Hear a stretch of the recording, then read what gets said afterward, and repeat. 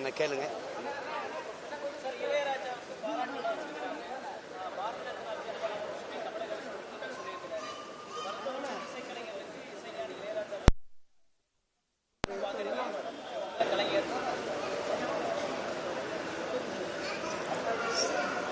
சாதாரணமாக சொல்றாப்புல நல்ல கலைஞர்னு. இல்லை அப்பா அவர்களுக்கு பாரத ரத்னா விருது கொடுக்கறதுல அதை விட எங்களுக்கு என்ன ஒன்றும் பெரிய பெருமை. அதை விட அதில் ஒன்றும் இல்லை. விளையாட்டு வீரர் சச்சின் டெண்டுல்கருக்கு கொடுக்கும்போது அவர் துறையில், இசைத்துறையில் அப்பா அளவுக்கு சாதனையாளர்கள் இதுவரை இல்லை. அப்போ அவருக்கு கொடுக்கறதுல பெருமை தான். வருத்தம் இருக்குது. இப்போ எனக்கெல்லாம் தனிப்பட்ட முறையில் வருத்தம் இருக்குது. நீங்கள் ஒரு விளையாட்டு வீரருக்கு கொடுத்த சச்சின் டெண்டுல்கர் அவர்களுக்கு கொடுத்த மரியாதையை என் பாட்டன் விடுதலை போராட்ட வீரன் பாபு சிதம்பரனாருக்கு தரலையே. ஒரு பெரும்பாவலன் விடுதலை பாவலன் பாரதிக்கு கொடுக்கலையே. அது ஒரு தமிழ் மகனாக எனக்கு பார்க்கும்போது, வரலாறை பார்க்கும்போது நான் அவமதிக்கப்படுறதை தான் நான் உணர்வேன். சச்சின் டெண்டுல்கரை விட பாரதியும் வாவுசியும் ரொம்ப இழிவாக போயிட்டாங்களா என்ன சொல்லுங்கள் நீங்கள். அப்போ அந்த விருது மேலே எனக்கு மதிப்பு இல்லாமல் போயிடுச்சு. இப்போ நீங்கள் பரிந்துரைக்கிறீங்க, எங்கள் அப்பாவை கொடுத்தா சரின்னு சொல்லிட்டு போவோம், மகிழ்ச்சி அடைவோம். அப்போ அதில் ஒன்றும் பெருமை இல்லை. அவர் தமிழ் மக்கள், உலகமெங்கும் வாழ்கிற தமிழ் மக்களால் கொண்டாடப்படுகிறாங்கல்ல. நாங்கள்லாம் அவரை ஒரு இசையமைப்பாளராக பார்க்குறது இல்லை, இசை இறைவனாக தான் பார்க்குறோம். ஒரு இசையமைப்பாளருங்கிறவர் இந்த குறிப்பிட்ட படத்துக்கு தான் இசையமைக்க முடியும், குறிப்பிட்ட இதுக்கு தான் இருக்கும். அவர் இசையை அருள்வார். அதனால தான் இசை இறைவன்னு சொல்கிறோம். உங்களுக்கு புரியுதுன்னு நினைக்கிறேன். அப்படிப்பட்ட ஒரு இது அவர் பெயரில் விருது கொடுக்கறதுங்கிறதுல எனக்கு பெருமை. முதல்ல நான் கேட்டேன் எங்கள் அப்பாட்ட, நான் தான் பாராட்டு விழா எடுக்கிறதா இருந்தேன். நான் இல்லைடா அரசு செய்து சரி சொல்லிட்டாரு, அதுக்கு இடையூறு செய்யணும்னு விட்டுட்டேன். ஆனால் நானும் எடுப்பேன். யார் எப்படி பாராட்டுறான்னு ஒரு தடவை பாருங்கள் நீங்களும். இப்போ 6 மாதத்துக்கு தேர்தல் வர்றதுனால முடிச்சிடுச்சு. அப்போ கேட்டேன், அப்புறம் அது இருக்குதுன்னொன்னே சரி அரசு செய்யும்போது அது பெருமைக்குரியது, அதில் போய் நம்ம தொல்லை பண்ணுவோம். அதை செய்யாதவங்க இப்போ இன்னைக்கு பாராட்டு செஞ்சு அதை பாரத ரத்னா விருது கொடுக்கணும்னு சொல்கிறவங்க, அவர் பேரில் விருது கொடுக்குறோம்னு சொல்கிறவங்க அது செஞ்சுருக்கணும். மதிப்புமிக்க திரைக்கலைஞர்களை நீங்கள் ஒரு நாட்டின் அடையாளமாவது கொண்டு போய் அங்கே நிறுத்திருக்கு. எங்கள் அப்பாவுக்கு நீங்கள் திராவிட கட்சிகள் கொடுத்துருக்கணும்ல. முற்போக்கு பேசணுங்க, தாழ்த்தப்பட்ட ஒடுக்கப்பட்ட மக்களுக்காக நிற்கிறோம்னு சமூக நீதியெல்லாம் பேசணும். நீங்கள் ஏன் கொடுக்கல? பதில் வச்சிருக்கீங்களா? அதனால் அவங்க கொடுக்கும்போது நம்ம எதிர்க்க முடியல, வழி இல்லாமல் ஏற்கிறோம். நீங்கள் ஏன் செஞ்சுருக்கணும்? நீங்கள் காங்கிரஸ் எங்கள் ஐயா நடிகர் திலகத்து செஞ்சிச்சு. நீங்கள் எங்கள் அப்பா பாரதி ராஜா போன்ற கலைஞர்கள், அப்பா இளையராஜா போன்ற பெரும் மதிப்புமிக்க திரைக்கலைஞர்களை நீங்கள் கௌரவிச்சிருக்கணும், பெருமைப்படுத்தியிருக்கணும். செய்யலை. வட இந்தியாவிலலாம் அவங்க ஹேமாலினி போன்றவர்களுக்கு, மற்ற அமிதாப் பச்சன் போன்றவங்களுக்கெல்லாம் செய்கிறாங்க. நீங்கள் அப்படி செய்யலையே. அப்போ பாரதிய ஜனதா செய்யுதுன்னா ஏன் செய்கிறாங்க நம்பி கேட்க முடியுமா? என்ன பசின்னு கேட்கும்போது திருடிட்டு ஒருத்தன் தட்டில் சோறு போட்டாலும் பசிக்கு சாப்பிட தான் சொல்லி திருடிட்டு வந்துட்டா அப்படின்னு நான் சொல்ல முடியாதுல்ல. அதனால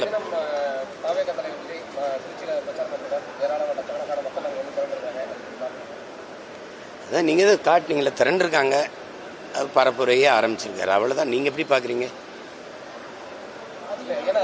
நான் கூட்டம் அது வரும், கூட்டம் வரதானே செய்யும். ஒரு நடிகர் இதுவரை திரையில் பார்த்த ஒரு கலைஞர் இப்படி வரும்போது பார்க்குறது கூடுவாங்க. நாங்கள்லாம் சின்ன பிள்ளையா இருக்கும்போது எம்ஜிஆர் வராரு, சிவாஜி வராருன்னு கூட்டிகிட்டு போய் நிறுத்தினதெல்லாம் இருக்குது. இதே மாதிரி மணிக்கணக்காக நின்றதெல்லாம் இருக்குது. கடைசியாக அவர் வரலை, அப்படியே போயிட்டார் பரமக்குடியோடன்னு இளையாங்குடியில் நாங்கள் நின்று ஏமாந்து திரும்பினதெல்லாம் இருக்குது. இது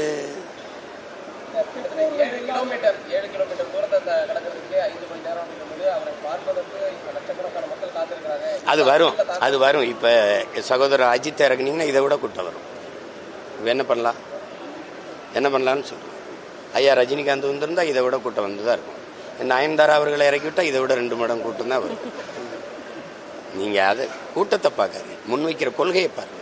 உருப்படாது. இல்லைன்னா உங்களை மாதிரி ஆளுகள்லாம் சேர்ந்து தான் அந்த நாட்டை நாசமாக்கிட்டே இருக்கிறீங்க. ஒரு செய்தி அறம் சார்ந்து நீங்கள் நிற்கிறீங்களா?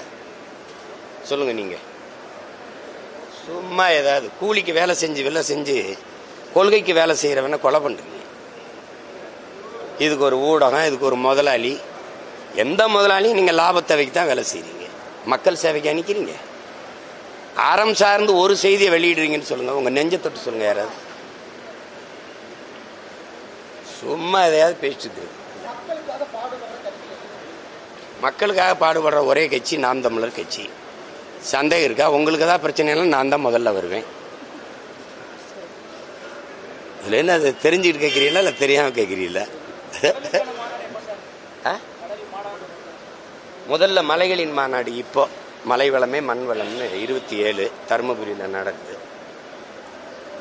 அது ஆழ்ந்து கவனிங்க. முதல்ல 50 ஆற்றல்கள் நமக்கு நிலம், நெருப்பு, நீர், காற்று, வானம், அதாவது விசும்பு. இது இல்லாது எந்த உயிரும் இல்லை. அது 5 பூதங்கள்ங்கிறாங்க, நம்ம 50 ஆற்றல்ங்கிறோம். இதை அழித்து கொண்டிருக்கிறோம். நாங்கள்லாம் சின்ன பிள்ளையா இருக்கும்போது தாத்தா பாட்டிலாம் 2000 உலக அழியும், 2000 உலக அழியும்னு சொல்லும்போது இவங்க ரொம்ப இதாக பொய் சொல்லிட்டு இருக்காங்கடா, நாங்கள்லாம் அப்படின்னா இப்போ பீழா விடுறாங்க அப்படின்னு நினச்சோம். அப்போ அழியும்னா ஏதோ அழியும் போல் இருக்குன்னு நினச்சோம். கடைசியாக இந்த அயோக்கியங்கள்லாம் அழிப்பாங்கிறது இப்போ தான் தெரியுது. மலையை வெட்டுறான், மணலை அள்ளுறான், கடலுக்குள்ளே கொண்டு போய் குண்டை போடுறான், குப்பையை கொட்டுறான், நச்ச ஆலைகளை நிறுவி அந்த கழிவுகளெல்லாம் அதில் கொண்டு கொட்டுறான்.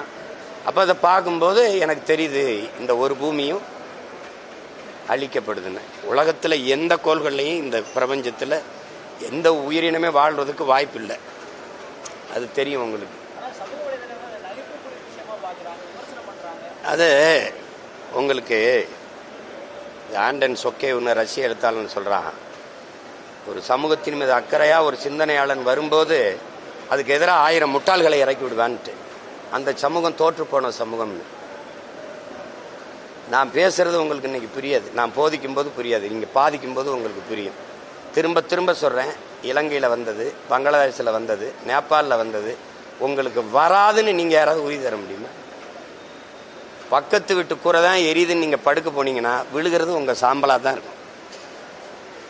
தன் வீட்டு கூரை எரியாதவரை நீங்கள் தண்ணி எடுத்துகிட்டு வர தயாராக இல்லை. அடுத்த வீடு தான் எரியுதுன்னு ஆனந்தத்தில் தூங்க போகிறீங்க, மகிழ்ச்சியில் தூங்க போகிறீங்க. பார்க்க நீங்கள் இருக்க மாட்டீங்க, விழுகிறது உங்கள் சாம்பல் தான் இருக்கும். எச்சரிச்சுக்கிறீங்கிற உங்களுக்கு புரியுதா? அதனால இப்போ நான் பேசுறது வேடிக்கையாக இருக்கும். எனக்கு முன்னாடி பேசியிருக்கான், உலகத்தில் பெரிய பெரிய ஞானி, பெரிய பெரிய அறிஞர்லாம் சொல்லிட்டு போயிருக்கான். என் ஸ்டீவன் ஹாக்கின்ஸே சொல்லிட்டு போயிருக்கான், இந்த பூமி உயிரினங்கள் வாழ்வதற்கு வாய்ப்பில்லாத மாற்றப்படுது, வேற கிரகங்களை நோக்கி படையெடுங்கள்னு இருக்கான். அவன் சொல்லிட்டு செத்து போயிட்டான். இப்போ நாங்கள் அதெல்லாம் படித்து, எங்கள் அப்பா எனக்கு முன்னத்தி ஏற, எங்கள் அப்பா நம்மாழ்வார்னு ஒரு மகன் மேல் சட்டை கூட இல்லாமல் கத்தி செத்து போயிட்டான். இப்போ அவன் பிள்ளை எங்களுக்கு இந்த உங்களுக்கு புரியுது. நீங்கள் மலையை வெட்டி மணலாக்கி கல்லாக்கி பெரிய வீட்டை கட்டி வச்சுட்டு போகணும்னு நினைக்கிறீங்க உங்கள் பிள்ளைக்கு. நான் இந்த நாட்டை என் பிள்ளைகளுக்கு வாழ்றதுக்கான நாடாக வச்சுட்டு போகணும்னு நினைக்கிறேன். நீங்கள் வீடை வச்சுட்டு போகணும்னு நினைக்கிறீங்க, நான் நாடை வச்சுட்டு போகணும்னு நினைக்கிறேன். புரியுதுன்னு நினைக்கிறேன். நீங்கள் காசை சேர்த்து வச்சுட்டு போகணும்னு நினைக்கிறீங்க, நான் சுவாசிக்க நல்ல காற்றை வச்சுட்டு சாகணும்னு நினைக்கிறேன். எதை செய்யலாம்னு நினைக்கிறீங்க?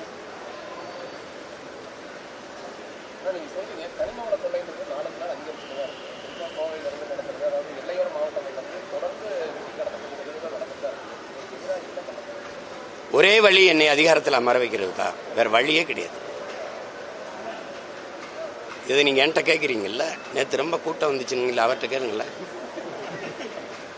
அதை பத்தி பேசி போராடிக்கிட்டு இருக்கவன்ட்டே கேள்வி கேட்குறீங்களே. மலைனா என்னன்னு சொல்லுங்க. என் தாயின் மார்பு மாறி பூமி தாயின் மார்பு மலை. என் தாயின் மார்பிலிருந்து பால், பூமி தாயின் மார்பிலிருந்து அருவி. என் தாயின் மார்பில் வந்தது எனக்கு மட்டும், பூமி தாயின் மார்பில் உலக உயிர்களுக்கான பால். புரிஞ்சுக்கிடுச்சா? இன்னும் வேற ஏதாவது விளக்கம் வேணுமா?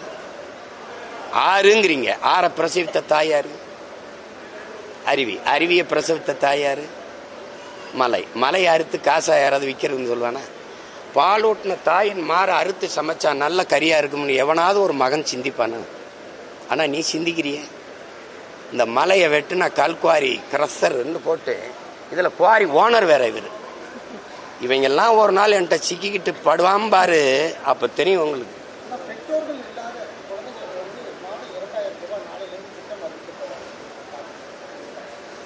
ஏன் பெற்றோர்கள் இல்லாது போனார்கள்? நீ குடிக்க வச்சு கொண்டதுனால தானே. என்னை பாருங்க, கேள்வியை கேட்டு குனியாதிய. பெற்றோர்கள் ஏன் இல்லாது போனார்? அதுக்கு பதில் இருக்கா? நீங்க தான் கேள்வி கேட்கணும்னு ஒன்றும் அரசியல் சாசனத்திலேயோ அதில் நானும் கேள்வி கேட்கலாம். ஏன் இல்லாது போனார்? நிறைய குழி, அதை மட்டும் சாதாரணமா சொல்றீங்களே ஏன்? பெற்றோர்களே இல்லாத போன குழந்தைக்கு 2000 குழந்தை கையிலே கொடுத்துருவீங்களா?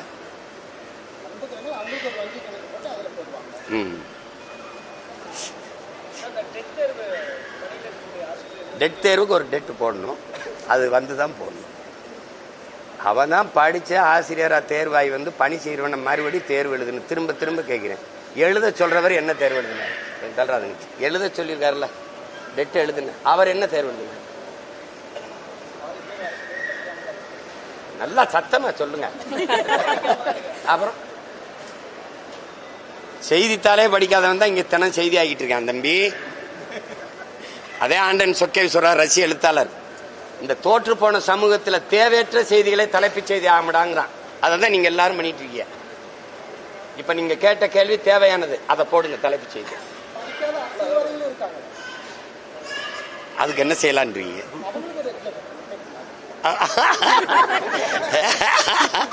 இந்த நாட்டில் யாரும் பிரதமர் முதல்வராக இருக்க மாட்டாங்க, தெரியும் தானே?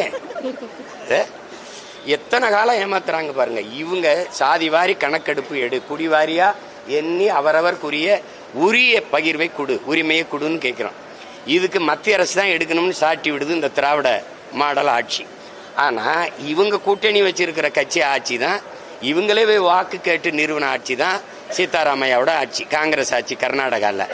இந்த 24க்குள்ள எடுத்து முடிக்கணும்னு சொல்லுது.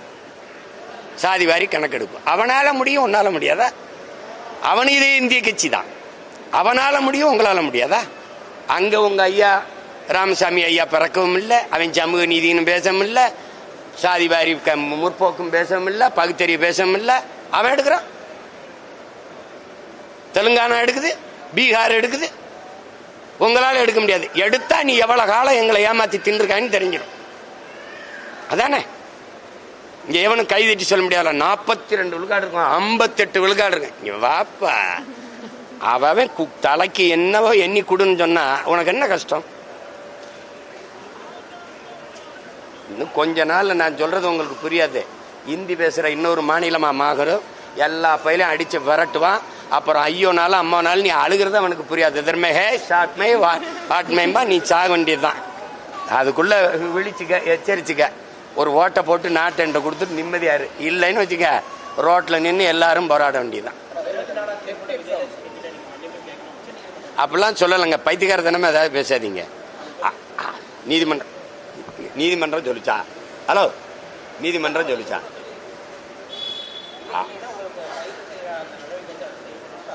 யார் சொல்லியிருக்கு? அந்த தீர்ப்பு காட்டுங்க. எதையா அறகுறையா கேட்டு பேசக்கூடாது, புரியுதா?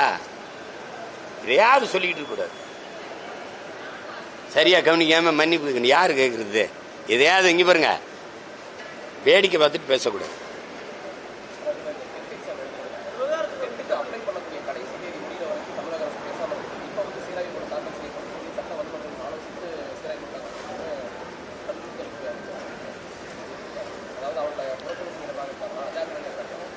முதல்ல செஞ்சிருக்கணும்.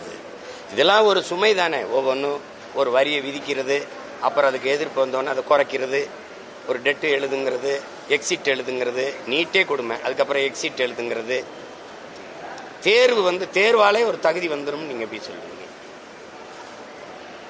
தேர்வு எப்படி நடக்குது? நீட்டு தேர்வுலாம் வட மாநிலங்கள் எப்படி நடக்குது? புத்தகத்தை விரிச்சு வச்சு எழுதுறான்.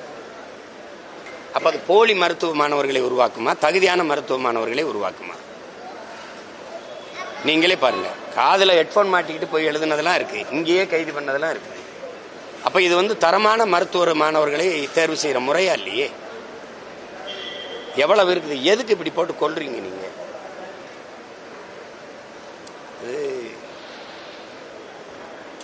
இந்த நாட்டில் பிறந்ததை தவிர இந்த நாட்டு குடிகள் எந்த பாவமும் செய்யல, எந்த பிழையும் செய்யல. ஏன் இந்த கல்வி, இந்த வேலை வாய்ப்பெல்லாம் இந்த நாட்டில் மட்டும் இவ்வளவு பெரிய சுமையா இருக்கு? விரும்பிய கல்வியை கற்க முடியாது, கற்றதுக்கு வேலையை பெற முடியாது. இதெல்லாம் ரொம்ப கொடுமையா இருக்குது. இது சர்வாதிகார ஆட்சி முறைன்னு சொல்லிட முடியாது, இது கொடுங்கோன்மைன்னு தான் சொல்ல முடியும். சர்வாதிகாரம்ங்கிறது ஒரு நேர்மையாளன் சர்வாதிகாரியா தான் இருக்க முடியும். ஆனால் இது சர்வாதிகாரம் இல்லையே, இது கொடுங்கோன்மையா இருக்கு.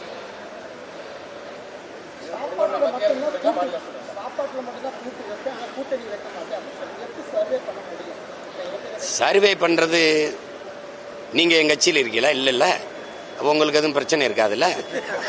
சர்வே பண்றதுன்னா நாங்க சர்வே பண்ணிட்டு தான் இருக்கோம். எங்களுக்கு அதுல ஒரு சிரமம் இல்லை, எங்களுக்கு ஒரு சிரமம் இல்லை. நீங்க ஒண்ணு நல்லா கவனிச்சுக்கிறீங்க.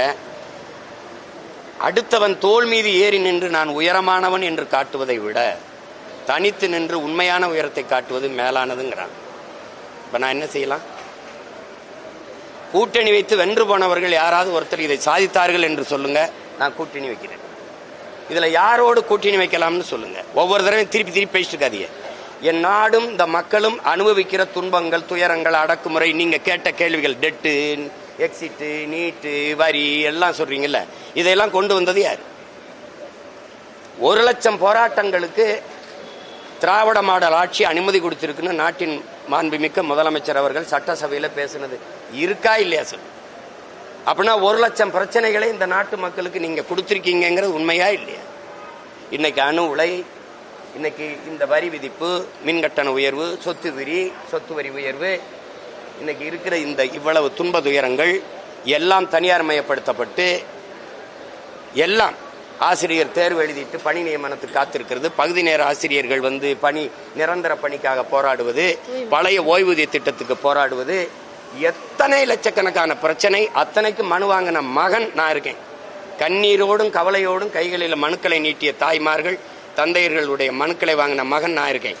இத்தனை பிரச்சனைகளை நிலத்தது. மீத்தேன் எடுக்கிறது, ஹைட்ரோ கார்பன் எடுக்கிறது, காவிரி நதிநீர் உரிமை பறிபோனது, இந்தி திணிப்பு, மாநில கல்வி உரிமை, மாநில உரிமை, அதை தூக்கி மத்திய பொதுப்பட்டியல் கொண்டு போனது, கச்சத்தீவை பறிகொடுத்தது, மீனவர் படுகொலை சகித்துக் கொண்டது.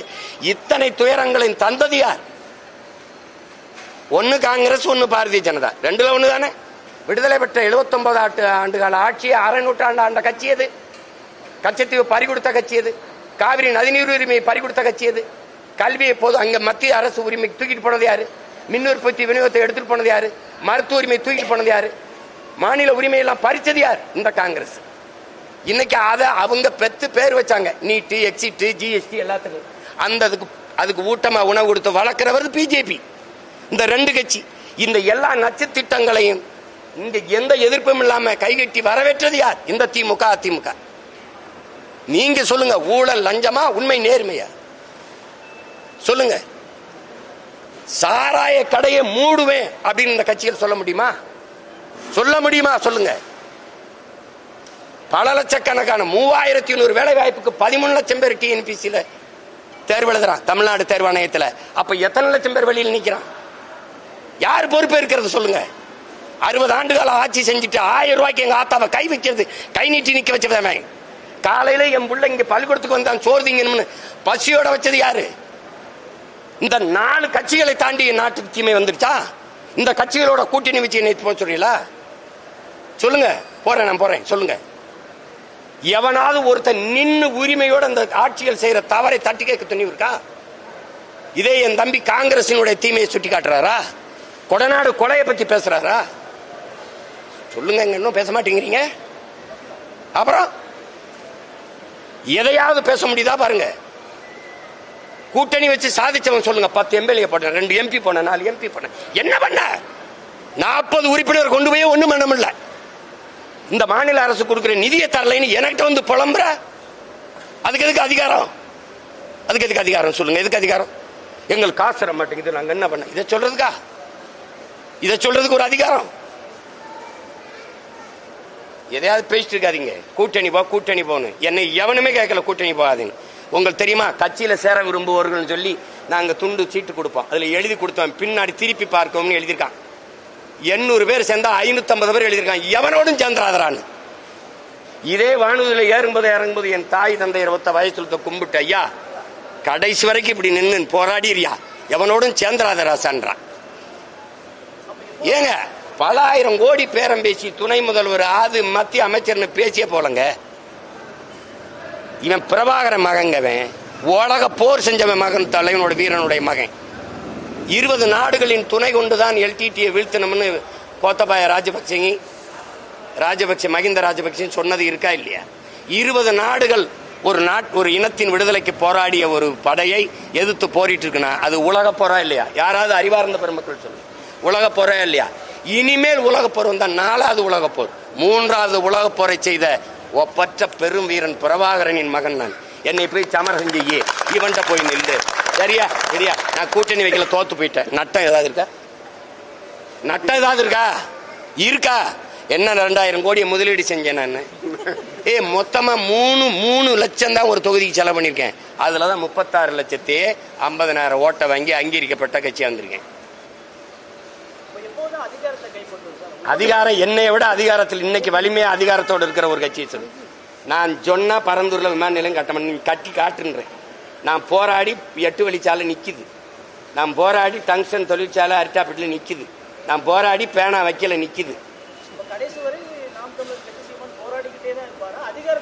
அதிகாரத்துக்கு நீ ஓட்டு போடு வரும். கேள்வி கேட்டுக்கிட்டு இருந்தா வராது. அதிகாரத்துக்கு எப்ப வருவ? போட்டா வருவேன். அதை விட்டு எப்ப வருவேன்? அதிகாரத்துக்கு வந்து என்ன பண்ண? நான் வரணும்னு நினைச்சா வருவேன். இதுல ஒரு கேள்வி, நீ எப்ப அதிகாரத்துக்கு வந்தவன் என்ன பண்ண? அதிகாரத்துக்கு வந்தவெல்லாம் தீமையை பண்றான். நான் நன்மையை செய்யணுங்கிறேன். நான் எடுத்து இந்த புள்ள வந்தா நாடு மக்களும் நல்லா இருக்கும்னு நினைச்சினா போடு, இல்லைன்னா மறுபடியும் நீ தெருவில் போடு, நீ அவனுக்கு போடு. அவ்வளவுதான். என்ன இருக்குது? போட்டு அப்புறம் போராடு. என்னைய கூப்பிடு, அதுக்கப்புறம் பேசுறேன். இங்க வா, வீடு இடிக்கிறான், இங்க வா, இந்த பாரு உயர் மின்னழுத்த கோபுரம், இந்த பாரு கையில் எரிவா உள்ள பதிக்கிறான்.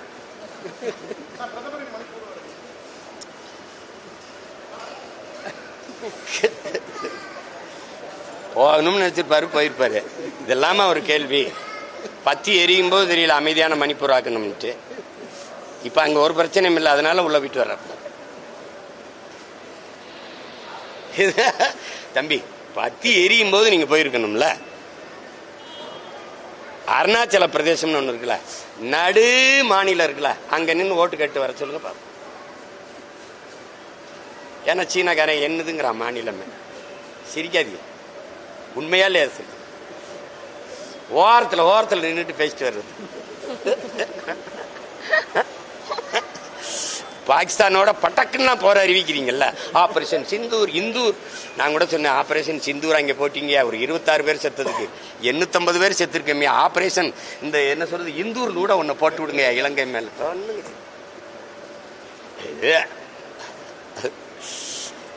தம்பி, இப்ப வேடிக்கை தான் தம்பி தெரியும். ஏன்னா எங்க முன்னோர்கள் பேசினத ஒண்ணு நீங்க கவனிச்சு பாருங்க. பாலை விற்பது போல தண்ணீரை விற்பார்கள்னு ஒருத்தர் பேசியிருக்காப்ல. இந்த விளைநிலங்களை எல்லாம் இந்த மக்கள் வீட்டு மனைகளாக்கி விற்பார்கள்.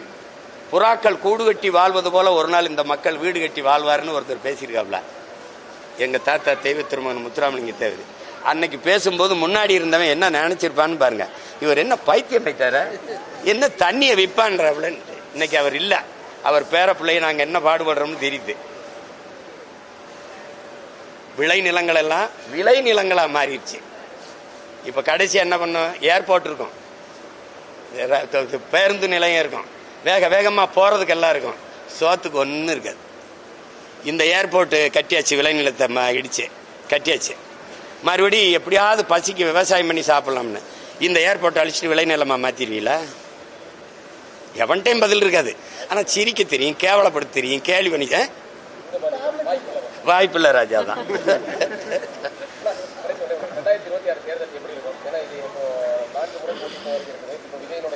எழுதி வைங்க, எங்க கையில தான் ஆட்டம் இருக்கும். எப்படி பார்த்தாலும் என்கிட்ட தான் ஆட்டம் இருக்கும். இங்க எல்லாரும் எந்த தலைவனும் இதயத்திலிருந்து மனசிலிருந்து மக்களின் வலியை மக்களின் பிரச்சனையை பேச மாட்டான்.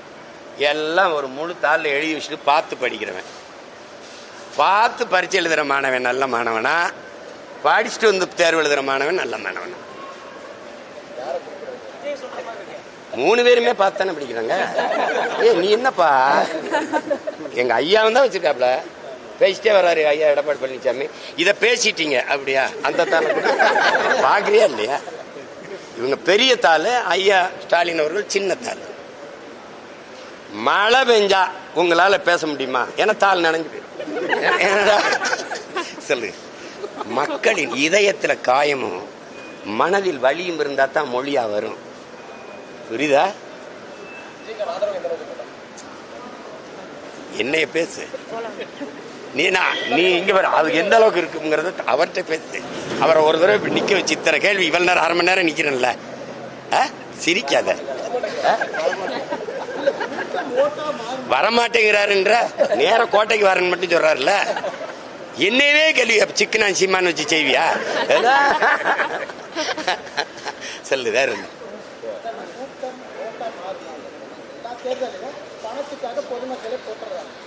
அதை பார்க்க தம்பி மாதிரியே சொல்றேன். ஐ ஆம் வெயிட்டிங். எப்படி பார்த்தாலும் 26 மே மாசம் தெரிஞ்சிடும்ல. கொஞ்சம் காத்திருங்க. பொறுமை என்ற மரத்தின் வேர் எப்போதும் கசப்பா இருக்கும், கனி ரொம்ப தித்திப்பா இருக்கும்னு எங்க தலைவர் சொல்றாரு. மாசித்தும் சொல்றாரு, பொறுமையும் உதவிற போர் தாண்டாங்கிறாரு. கொஞ்சம் பொறுமையா இருங்க. பஞ்சபூதம்னு ஏன் சொல்றீங்க? 50 ஆற்றல்னு தமிழ்ல சொல்றேன்ல. அடுத்து மலை, அதுக்கப்புறம் கடலம்மா, அதுக்கப்புறம் தண்ணீர். வேற. நன்றி, வணக்கம்.